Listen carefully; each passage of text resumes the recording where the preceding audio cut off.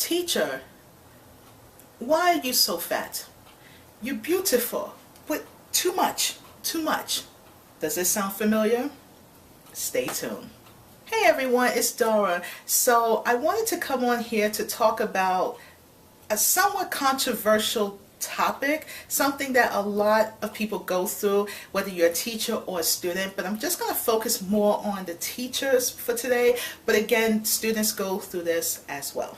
So if you are an ESL teacher and you look somewhat like me, what I mean by this is if you're considered plus size, you may not get that warm reception from some of your students. Sometimes students will look at you and will ask you, teacher, why are you so fat? And yes, they will say the word fat. Now, if you're a new teacher, like I was, okay, when this was first said to me, and you're an American or a Westerner, you're not going to like that too much. I'm just going to say it. You're going to feel insulted. You're going to be upset. You might just do what I do and walk out the classroom and just go to the bathroom and cry your eyes out. And yes, I actually used to go to the ladies' room and cry my eyes out because, you know, who says that? Now, I should mention, for me personally, and everyone's experiences are different, you know, growing up, I've always been a plus size person. I've never been skinny in my entire life, and frankly, I don't ever want to be.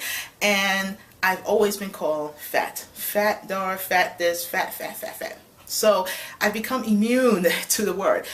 But when I became a teacher, I just thought that wouldn't be the first question a student would ask me. But it happened. And I'm here today to share with you how you can handle such situation. And I'm going to talk a little beyond just the weight thing, because it can also be a color thing. It could be a nationality thing. So I'm here to share with you some tips and tricks on how to combat some of these uncomfortable questions, because I will tell you honestly, it will happen at least one time. You're a new teacher or an experienced teacher. But even if you're an experienced teacher, the class that you are going to teach will be brand new. New students, new environment, new everything. And you happen to be a plus size woman or man. And so regardless of what you wear, let's just, if I can be so blunt, some things you can't hide, okay? And so you can walk in your classroom, you're introducing yourself, you're excited, you got this good energy, and the students are smiling back at you, and you're thinking, yes, this is going to be a good semester, until you open up the room for questions. You say, do you have any questions for me before we get started? Maybe you're doing a get to know or introduction type of activity, and a student raises their hand and says, why are you so fat? Silence. This is a very interesting question, and it's a very interesting topic. So I'm going to attempt to talk about it from my personal experience as well as some facts involved. But again, everyone's experiences are different, so let me just put that out there right now as a disclaimer. Everyone's experiences will be different, and every reaction to that will be different. Some people laugh about it, some people get very offended, some people get mad, some people cry. It depends. Tell you about how I first reacted. The first time I was told that, I stood paralyzed. I didn't know how to respond to the student. I had this really strange looking corky smile to my face, and I ended up excusing myself, and I had tears in my eyes because I felt like finally I'm an adult and I don't have to hear people calling me fat no more, and this student asked me why I'm fat. Oh my gosh. So I ignored it. I came back to class, I never answered her question, I just continued. And then let's say a few weeks later, this same student, once again, said, but teacher, I don't understand. Why are you so fat? You just fat here, fat there, I don't understand. So at this point, I'm going to be honest, I was quite annoyed. I felt like, why is this woman so uptight about my weight? Why does she care so much? We're here to learn English, you know, let's focus. So I actually said to her, it's okay, Miss So-and-so, let's focus on the lesson. And she smiled at me. She was a lovely woman. Let me just say, she was a lovely woman, and she was an elder too. But I didn't understand this question, so I just kept saying, let's focus on the lesson. So let's say maybe another week later, we were talking about one of the topics I now love to talk about. And this, I should say, was a level 1 class. No, it had to be like level 2 because she was able to talk to me. So let's say about level 2 class, okay? which is not totally beginner, but low intermediate. And the topic was describing people. So at first, I was very excited teaching this because I'm like, wow, we have our textbook and they're showing people different looks, different hair colors and all that. And then it came to body. And in the textbook, mind you, you had tall and short, and you had, I would say, medium-sized to small. You didn't really have a chubby image or a character of someone. So this is when Miss So-and-so said, "Teacher, teacher," and she kept pointing to my stomach. And I just smiled at her, and she said, "Why are you so fat?" So at this point, I said, if I don't answer her question, she's going to keep asking me. So here's what I did. I said, "You say I'm fat?" She said, "Yes, yes, here, here, here, here, here." She started pointing. And then I asked the class, I said, "Class, do you think Teacher Dora is fat?" So some people looked very uncomfortable. Like, some people were like, "I don't know, should I answer that?" Some people were like, "Yeah, yes, yes, you're fat." So there was different reaction, and I didn't know how to respond. So I turned it into a lesson. I said, okay, let's talk about why teacher is fat. So I wrote the word fat on the board. And then I started to talk about, which wasn't in the textbook, by the way, what is fat? Now, in a lot of my classes, and some, if you're a former student of mine, you're watching this, you are probably smiling because you know I used to do this all the time. I did something called bubble map, okay? And I'll show you a picture of a bubble map right here. And I put the word fat in the middle, and then I asked them, what is their definition of fat? So some students said big, and they said too big. Some people said ugly. Some people said lazy, and whatever. And I said, okay. And then there was one bubble left, one little bubble left, and I wrote beautiful. And everyone was like, beautiful? No beautiful, no beautiful. Now I should mention that majority of the students in my class were from mainland China, very few from Southeast Asia, but mainland China predominantly. So their idea of being fat and beautiful was considered non-existent. So I purposely did that, and I asked them, why not beautiful? And then they started telling me their thoughts. Ugly, it's lazy, no good, no healthy. No healthy, no healthy. I said, okay. So then I kind of brought that into what was in the textbook about describing people using adjectives, and we had a discussion about it. And then I asked everyone to close their book. I erased the board, but I wrote the word fat one more time. And then I put the word American versus non-American. And I wanted to go a little deeper with this topic, using adjectives that we were learning from the textbook to talk about what fat means from an American standpoint to a non-American standpoint.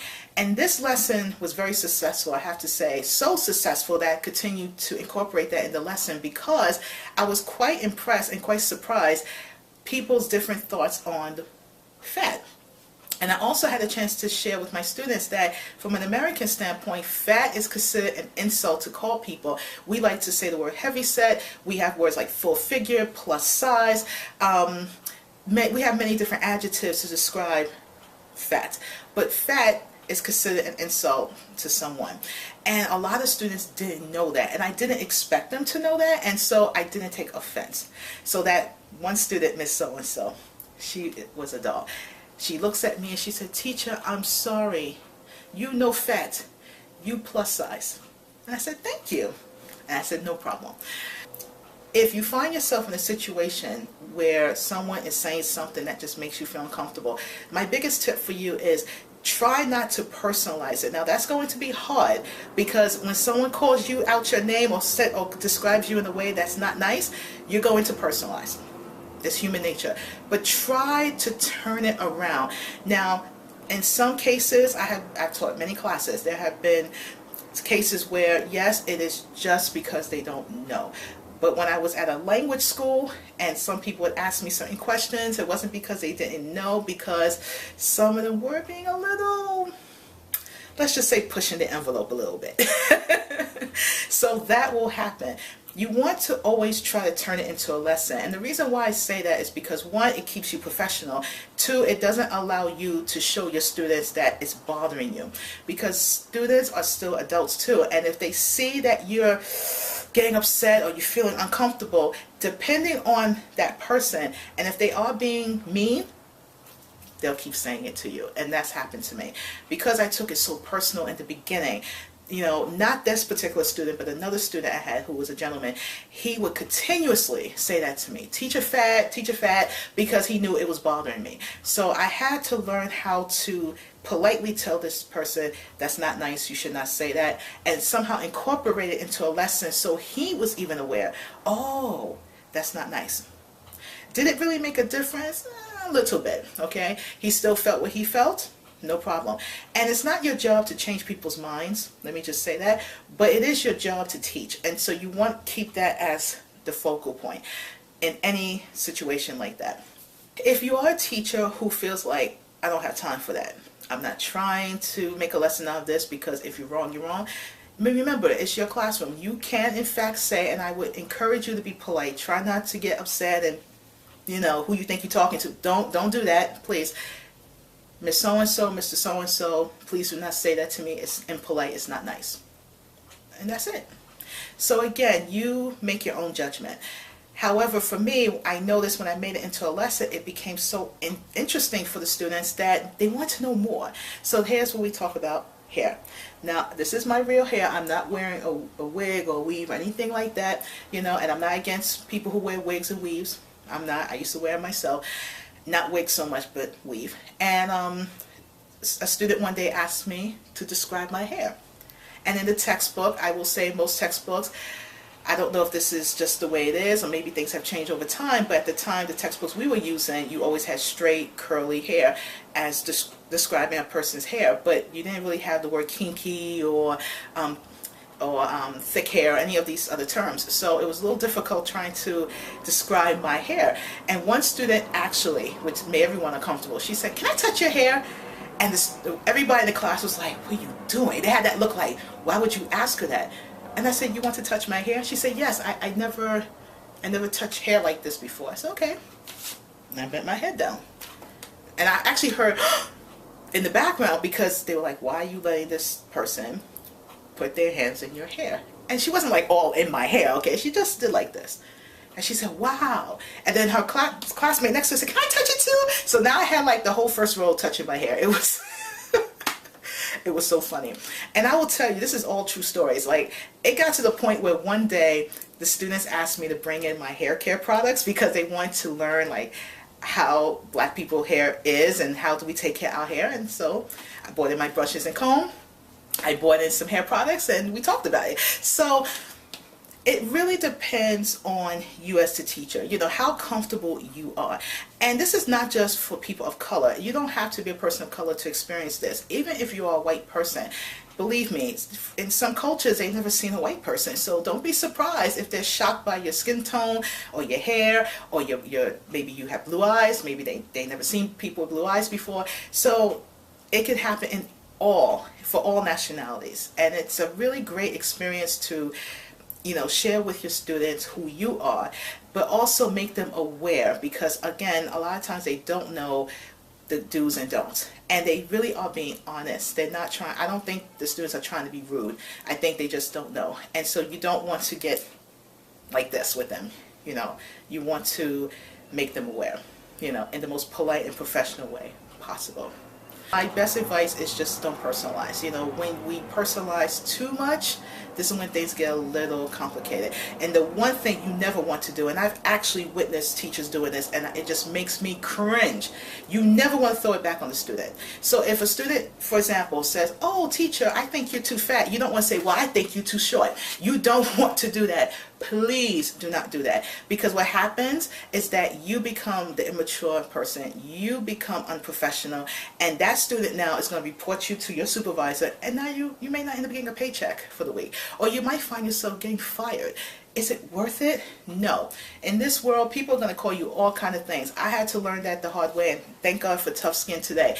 So if your student is asking you or might call you something like this, even if it doesn't feel very nice, you can let them know, but don't get in no arguments. You have to maintain your professionalism.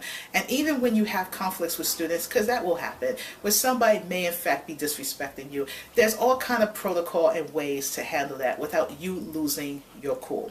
If push comes to shove and that student is being just outright rude and disrespectful, the administrative staff does have the right to remove that student from your class. Or if you're in charge, you can ask that student to leave. But you don't want to get in arguments. Please don't do that. And maintain your professionalism, because that is the most important thing as a teacher, and just as in any career. You don't want to get yourself in any kind of confrontation. It's not worth it. I have been called everything under the sun just off the strength of my skin color alone, my weight, my hair, my personality. So there's really nothing anyone can say to me that I probably haven't heard before, and I'm okay with that, because once you know who you are, that's all that matters. And I know who I am. So the comments, the bad comments, the disrespect, you know, it's to be expected. I don't take it personal, you know, because that's life. And you can only be true to yourself and who you are. And that's the most important thing. Whether you're a teacher, a student, or whatever career that you're in, you are who you are. Be proud of that. And always stand tall. Thank you so much for watching today. I know this was a bit of a controversial topic. I hope I did not offend anyone or make anyone uncomfortable.